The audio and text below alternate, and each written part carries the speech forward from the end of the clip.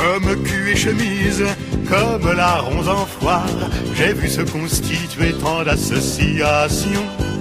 Mais il n'en reste qu'une, au travers de l'histoire, qui ait su nous donner toute satisfaction. Le sabre et le goupillon, l'un brandissant le glaive et l'autre le ciboire, les peuples n'avaient plus à se poser de questions. Et quand ils s'en posaient, c'était déjà trop tard. On se sert aussi bien pour tondre le mouton du sabre que du goupillon.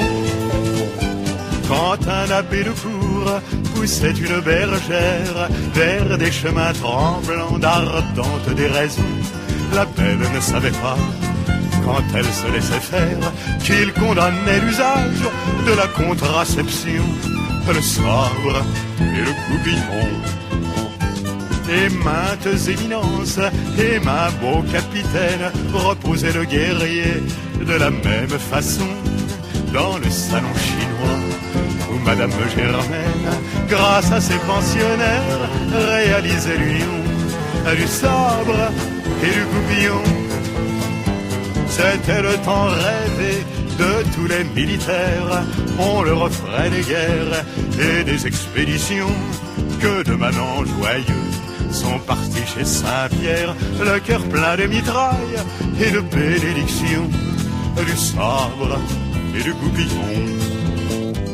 Quand ils s'en revenaient d'Asie et d'Afrique, ils faisaient régner l'ordre au sein de la nation.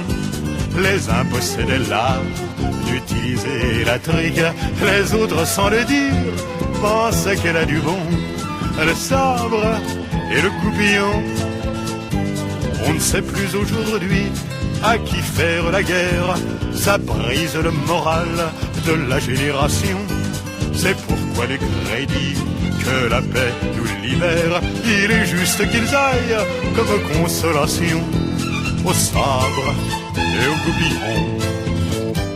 L'un jouant du clairon, l'autre de l'harmonium, ils instruiront ainsi selon la tradition des craquants sans brèves, des forts en téléum, qui nous donneront encore bien des satisfactions. Le sabre et le goupillon.